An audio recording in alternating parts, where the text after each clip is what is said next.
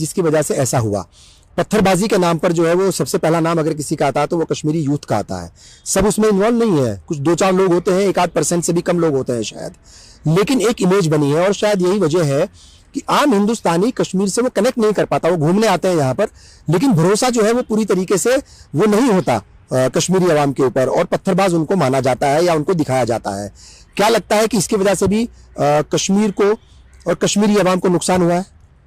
खुर्शीद साहब, आपने सवाल थोड़ा सा उल्टा किया। आप कह रहे हैं कि हिंदुस्तान की आवाम को कश्मीरियों पे भरोसा नहीं, लेकिन मैं कह रहा हूं कि कश्मीर की आवाम को भरोसा नहीं है, और ना आज तक हिंदुस्तान की आवाम, ना कोई हिंदुस्तान का सियासतदान, चाहे वो कांग्रेस हो, चाहे वो बीजेपी हो, चाहे वो कोई भी पॉलिटिकल लीडरशिप आई हो सेंटर में, आज तक वो जम्मू कश्मीर की आवाम का दिल नहीं जीत पाई है। तो सवाल ये उल्टा है, क्योंकि हमारा वाजपेयी साहब के बारे में आम कश्मीरी कहता है कि वो भी पॉजिटिव स्टेप्स उठाए, वो आज भी याद किए जाते हैं। जब भी कोई अच्छा काम किया गया उसको कभी भी नहीं डिनाई किया गया, और न करना चाहिए, ना मैं वैसा इंसान हूं, मैं करूंगा जो अच्छा काम किया जाए। अगर 2019 के बाद या जब से 2014 के बाद बीजेपी ने टेक ओवर किया, पीडीपी के साथ पहले थे, उसके बाद 2018 में जब इनने असेंबली को भंग कर दिया, उसके बाद आज 2022 चल रहा है, सितंबर का महीना चल रहा है, आज तक मुझे बताइए जम्मू कश्मीर में कितने नए हॉस्पिटल्स बने, कितने नए स्कूल्स बने, कितने नए बड़े प्रोजेक्ट्स आए?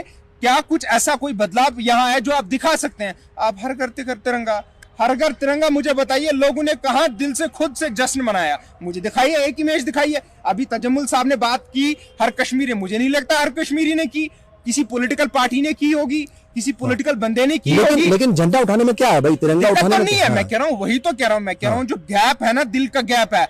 जब दिल का गैप नहीं रहेगा तो ऑटोमेटिकली सब उठाएंगे, तब आपको सिक्योरिटी की जरूरत नहीं पड़ेगी। आपने बुलवार्ड पे ले रहा है, आपने हर जगह ले रहा है, मैं मानता हूं, लेकिन आपने हर जगह देखा होगा कोई ना कोई बंदा वहां यूनिफॉर्म में खड़ा था, या तो वो पुलिस के रूप में था, या तो आर्मी के रूप में था, या किसी भी सिक्योरिटी फोर्स की एजेंसी के रूप में था। मैं ये कह रहा हूं ना कि ये आपको समझना है। देखो, आपको यहाँ मेरे को बजाय क्रिटिसाइज करने की ये गलत बोल रहा है कि आपको देखना चाहिए ग्राउंड पे कि ये सच्चाई है, हमें और काम करने की जरूरत है, हमें दिल जीतना होगा, तब जाके कश्मीरी खुद निकले। कोई दहशत नहीं हो, कोई खौफ नहीं हो, कोई पैलेट नहीं हो, कोई गोली नहीं हो, तो तब जाके कुछ माना जा सकता है। आज की डेट में मैंने आपको क्लियरली कहा ना, ये कह रहे हैं कि पिछले 70 साल में ये हुआ वो हुआ। मेरे भाई, पिछले 70 साल में जब जम्मू कश्मीर और इसका हिंदुस्तान का कोई वास्ता नहीं था, जब न्यू दिल्ली और कश्मीर का कोई वास्ता नहीं था, जब हिंदुस्तान और पाकिस्तान बना था, इंस्ट्रूमेंट ऑफ एक्सटेंशन फिर अक्टूबर में साइन हुआ, 27-28 अक्टूबर को साइन हुआ। उसके बाद एक जब कनेक्शन जुड़ा गया, कहा गया 3 चीजें हमारे पास रहेगी, 4 चीजें हमारे पास रहेगी,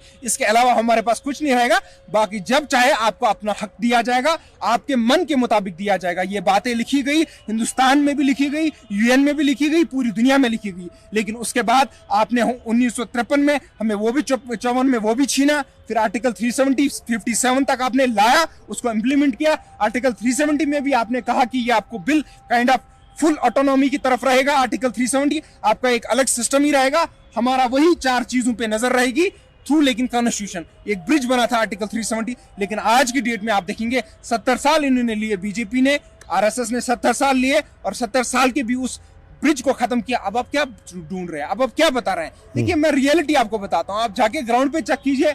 मैं कहता हूं पूरे हिंदुस्तान की मीडिया को, हिंदुस्तान की आवाम को, रिसर्चर्स को कहता हूं कि आप आइए रिसर्च कीजिए। आप इन का बकवास मत सुनिए, जो आप टीवी पे बकवास सुनते हैं या कुछ लोगों का बकवास सुनते हैं। पॉलिटिकल लीडर्स को नहीं पूछना चाहिए, आप ग्राउंड पे जाइए, लोकल लोगों से पूछिए, स्टूडेंट्स से पूछिए, आप हॉस्टल्स में जाइए, वहां पेशेंट से पूछिए, आप हर जगह जाइए, आपको हकीकत पता चलेगी कि जम्मू कश्मीर कितनी डार्कनेस में है और कितना गुस्सा जम्मू कश्मीर के लोगों के दिल में है। आप यहाँ हमारे रिलीजियस क्लर्क्स जो है, रिलीजियस हेड्स हैं, चाहे वो जमात इस्लामी के हेड हो, चाहे वो अहले हदीस जमात के हेड हो, चाहे वो बरेलवी जमात के हेड हो, चाहे वो तबलीगी जमात के हेड हो, वो आज सब पीएसए के अंदर है। आप क्या ढूंढ रहे हैं कश्मीर में? मुझे बताइए ना। जब आप वो लोग, जो लोग सही रास्ता दिखाते हैं लोगों को, जो लोगों को ड्रग से बाहर निकालते हैं, गलत रास्ते से सही रास्ते पे लेके आते हैं, जिनको लोग लाखों में मानते हैं, आप उनको रातों रात उठा के कोट बलवाल भेजते हैं, पीएसए लगाते हैं और कहते हैं कश्मीर हमारा अपना है, हम दर्द को खत्म कर देंगे, हम 70 साल का जो ये टेंशन था इसको खत्म कर देंगे। भाई साहब, आप गलत बता रहे हैं और गलत सोच रहे हैं।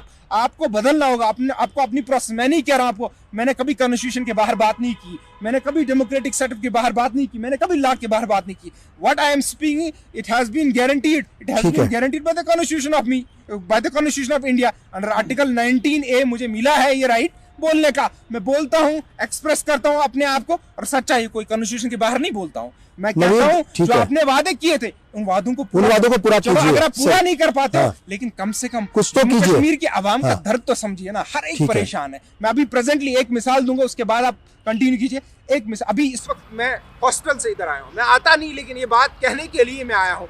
मेरी सिस्टर, कजन सिस्टर वहाँ एडमिट है, वेंटिलेटर पे है, लेकिन इतना फेलियर है यहाँ के हेल्थ सिस्टम का।